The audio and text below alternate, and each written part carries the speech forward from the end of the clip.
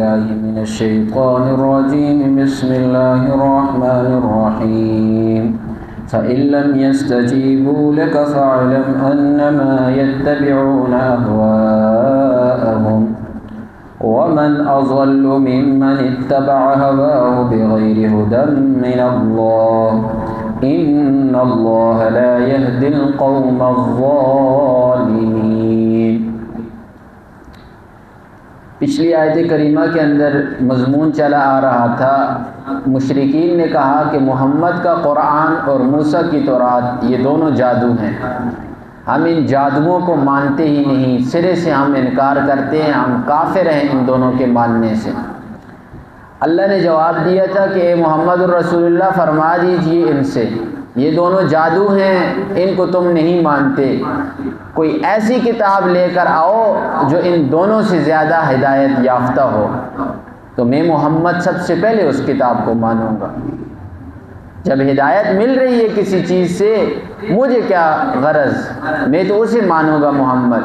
وہ اسی طرح قل ان کان للرحمن ولد فانا اول العابدین، رحمان کا کوئی بیٹا نہیں، کوئی اولاد نہیں، اگر رحمان کی کوئی اولاد ہوتی تو میں محمد سب سے پہلے اس کے اوپر ایمان لاتا۔ ادھر بھی فرمایا کوئی کتاب نہیں۔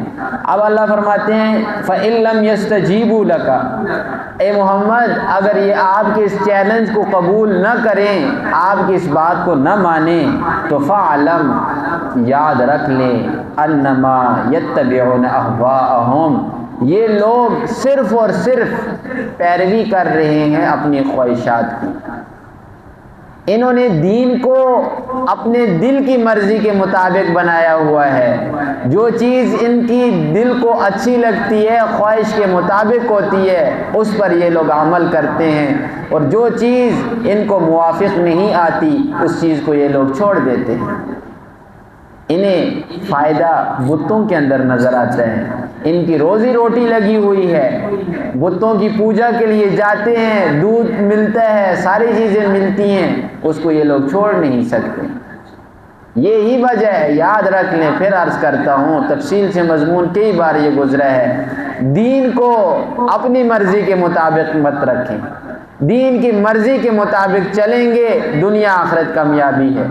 اگر دین کو اپنی مرضی کے مطابق کر دیا آپ نے تو کیا دنیا بھی خراب اور آخرت بھی خراب، خسرت دنیا والآخرہ۔ یہود تباہ ہوئے، سب سے بڑی وجہ یہی تھی کہ دین کو انہوں نے کیا بنایا تھا، اپنی مرضی کے مطابق بنایا تھا۔ کیسے؟ باہر سے کوئی امیر آتا تو فتویٰ نرم پڑ جاتا، باہر سے کوئی غریب آتا فتویٰ سخت ہوتا۔ ایک امیر آتا شادی شدہ ہے، زنا کیا، اسے کوڑے مروا دیتے، غریب باہر سے آتا شادی شدہ زنا کیا ہوا ہے، اسے رجم کروا دیتے۔ دین کو کیا کر دیا؟ اپنی مرضی کے مطابق۔ تو کیا اللہ نے کیا فرمایا؟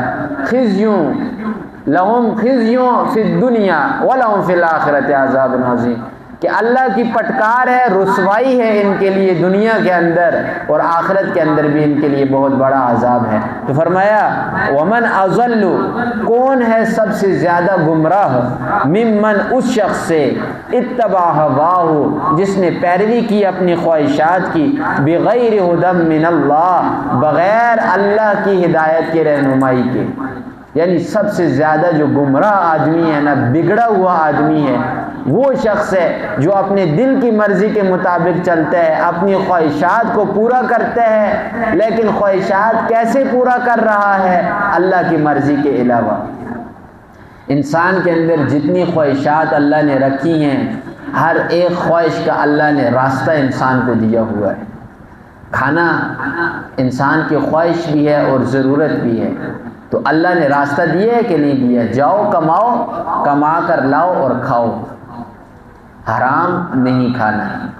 اگر کوئی حلال چھوڑ کر حرام کھا رہا ہے، خواہش تو اس کی بھی پوری ہو رہی ہے، اور خواہش حلال کھانے کی بھی پوری ہو، حلال کھانے والے کی بھی پوری ہو رہی ہے، دونوں کی خواہشیں پوری ہو رہی ہیں۔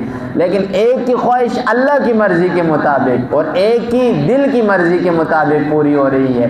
تو جو حرام کھانے والا ہے وہ گمراہ ہے، جو حلال کھانے والا ہے وہ کیا ہے؟ ہدایت یافتہ ہے۔ یہی معاملہ پینے کا بھی ہے.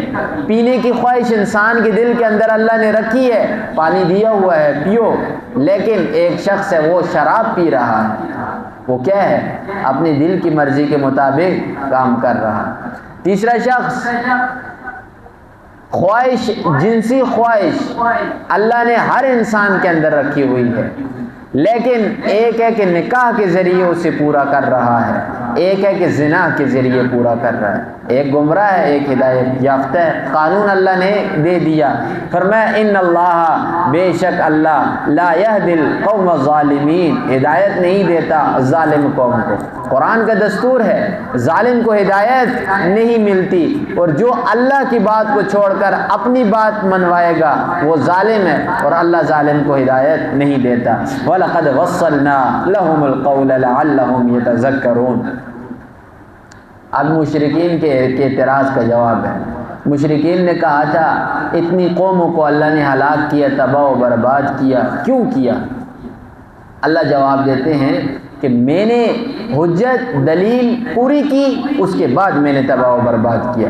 رسول بھیجے، کتاب بھیجی، دستور بھیجا، اس کے بعد جب ان ساری چیزوں کو نہ مانا انہوں نے، تب جا کر میں نے سب کو تباہ و برباد کیا. وَلَقَدْ قسم بخدا وَصَّلْنَا لَهُمُ الْقَوْلَ، پے در پہ وہی ہم بیچتے رہے.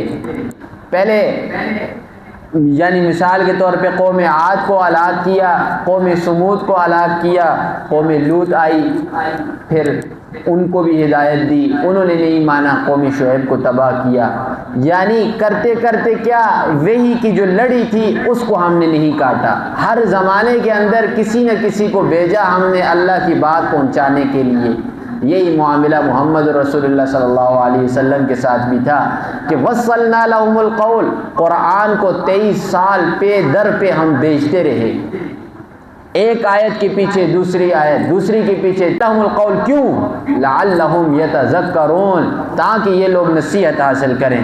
الذین آتیناہم الکتاب، وہ لوگ جنہیں کتاب عطا کی گئی، من قبلہ، اس سے پہلے، ہم بہ یؤمنون، وہ اس قرآن پر ایمان رکھتے ہیں. جو کوئی تورات کے اوپر حقیقی طور پر عمل کرنے والا ہے وہ قرآن پر ایمان لائے گا، اور جس کا ایمان تورات پر مضبوط نہیں وہ قرآن کو نہیں مانے گا. یہ اصول ہے. جتنے بھی اہل کتاب تھے، عبداللہ ابن سلام وغیرہ جتنے بھی صحابہ تھے، انہوں نے کیا فرمایا کہ ہمیں پہلے سے پتہ تھا کہ یہ قرآن سچی کتاب ہے، اللہ کی طرف سے نازل شدہ ہے، لہٰذا ہمارا پہلے بھی ایمان تھا اور ہم اب بھی ایمان لا رہے ہیں. یتلا علیہم، جب تلاوت کیا جاتا ہے یہ قرآن ان کے اوپر، قال، وہ کہتے ہیں آمنا بھی، ہم ایمان لائے اس کے اوپر، انہ الحق من ربنا، کس چیز پر ایمان؟ کہ یہ سچا قرآن ہے، اللہ کی طرف سے نازل کردہ ہے. انا کنا من قبلہ مسلمین، ہم تو اس کے نزول سے پہلے بھی اس کے اوپر ایمان لانے والے تھے. سورہ بقرہ میں پڑھا تھا ہم نے کہ یہ لوگ کافروں کے مقابلے کے اندر، یہ یہودی عیسائی دعا مانگتے تھے نبی علیہ الصلوۃ والسلام کے وسیلے سے. وَكَانُوا يَسْتَفْتِحُونَ عَلَى الَّذِينَ كَفَرُوا مِن قَبْلِ، اے اللہ جس محمد کو تو نے بھیجنا ہے اس کے صدقے ان کافروں کے مقابلے میں ہماری مدد فرما.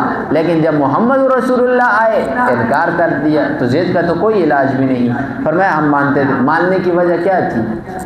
فرمایا کہ یہ کتاب قرآن کے اندر سورہ اعراف کے اندر یہ بات آئی ہے.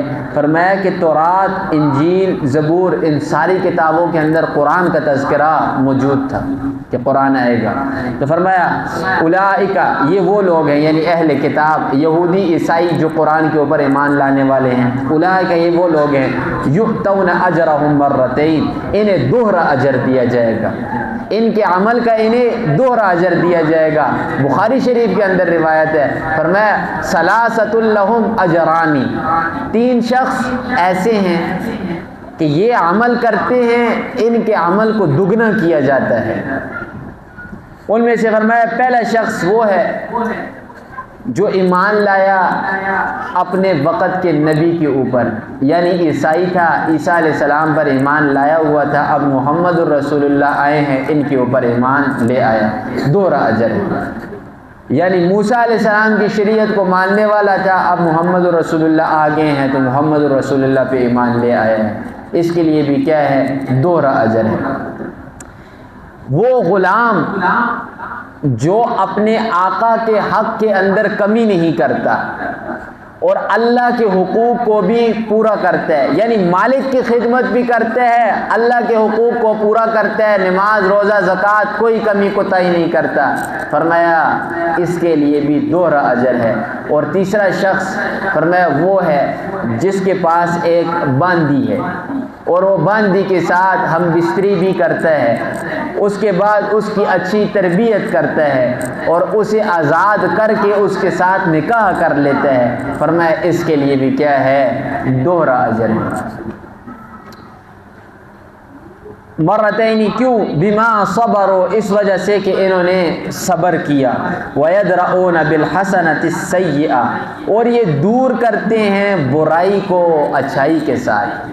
اگر کوئی ان کے ساتھ برائی کرتے ہیں، اس برائی کا بدلہ یہ کس کے ساتھ دیتے ہیں؟ اچھائی کے ساتھ دیتے ہیں۔ وَمِمَّا رَزَقْنَاهُمْ يُنْفِقُونَ، اور یہ اہل کتاب کی صفات بیان کی جا رہی ہیں، مومنوں کو ان صفات کے اوپر عمل کرنا چاہیے۔ وَمِمَّا رَزَقْنَاهُمْ يُنْفِقُونَ، اور یہ ہمارے دیے ہوئے رزق میں سے خرچ کرتے ہیں۔ یہ مضمون قرآن بار بار بیان کرتا ہے اور بار بار اسی تفصیل میں کرتا ہوں۔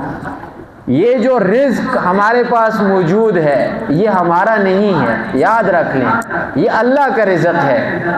یہ اس کی مثال میں آپ کو دیتا ہوتا ہوں کہ جو آدمی یہ کہے کہ میں نے خود کمایا ہے یا میرا کمال ہے، اسے چاہیے کہ وہ اس مثال کے اوپر غور کرے۔